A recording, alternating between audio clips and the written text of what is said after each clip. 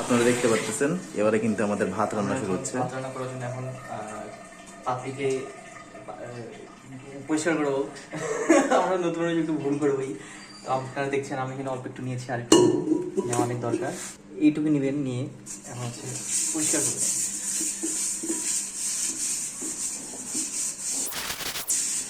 আপনারা দেখতেছেন পরিষ্কার হয়ে গেছে, অনেক বাবুল ফুলে গেছে, ফেনা।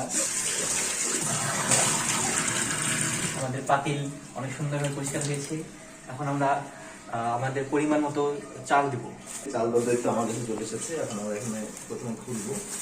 চাল দেওয়ার জন্য আমরা যা করলাম, আমরা দেখতে পাচ্ছেন আমাদের কাছে রয়েছে একটি মগ, স্টিলের মগ। এখন আমরা এটাকে ভিতরে দিলাম। আমরা দেখতে পাচ্ছেন, আমরা জানি না এখানে আসলে কতগুলো ভাত হবে, কোনো আইডিয়া নেই ভাই। এটা আমরা দিচ্ছি, তারপর যা হবে আল্লাহ ভরসা। এখন আমাদের কাজ হবে এটাকে ততক্ষণ পর্যন্ত দেওয়া যতক্ষণ পর্যন্ত এখান থেকে সাদা পানি না বের হয়। দেখুন আমরা না চালগুলো ততক্ষণ ধুবো যতক্ষণ পর্যন্ত এই চালের ময়লা বের হয়ে যায়, ঠিক আছে? তো আপনারা দেখতে পাচ্ছেন এখন কিন্তু ঘোলা ঘোলা পানি বের হচ্ছে। এর মানে এটাকে আরো ধুতে হবে।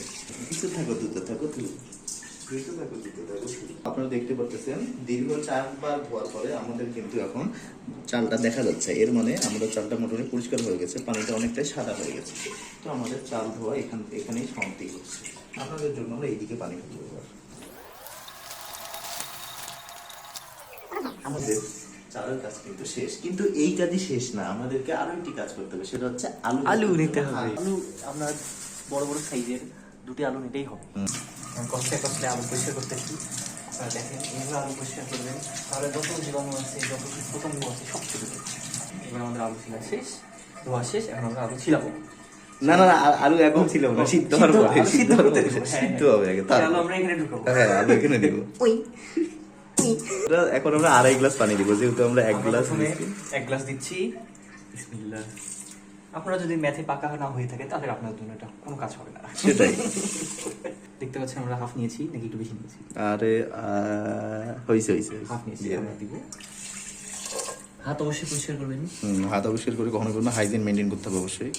অবশ্যই আপনার হাত একটু ফর্সা হতে হবে, কালো হাত দিয়ে করিয়ে না। এটাই ঠিক। আমাদের কিছু কালো বন্ধু আছে, তাদেরকে বলে দিচ্ছি তোরা এগুলো করিস না, তোরা ভিডিও করিস না, এমনি করিস।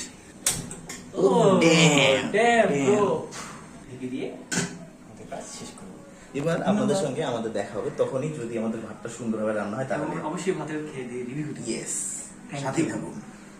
আমরা এবার একটু আসছি আমাদের ভাত চেক করতে। আসুন দেখা যাক কি অবস্থা।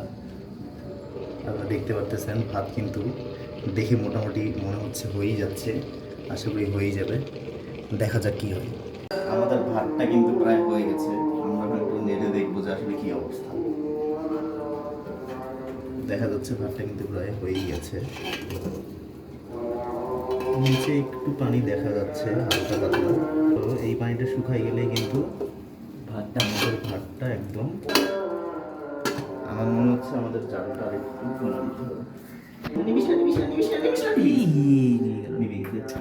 আপনারা দেখতেছেন এইভাবে অনেক ব্লান্ডার হতে পারে, অনেক কিছু হতেই পারে। প্রথমবার তো তেমন কিছু না মনে করি, এইগুলো আর আছে আস্তে আপনারা দেখতে পাচ্ছেন আমাদের ভাত কিন্তু হয়ে গেছে। ভাত আমরা দেখতে পাচ্তেছি, আমরা একটা ভাত নিয়ে টিভি দেখতেছি জিনিসটা হয়েছে কিনা, এবং আপনারা দেখতে পাচ্তেছেন হ্যাঁ ভাতটা সুন্দরভাবেই হয়েছে, অনেক সুন্দর হয়েছে।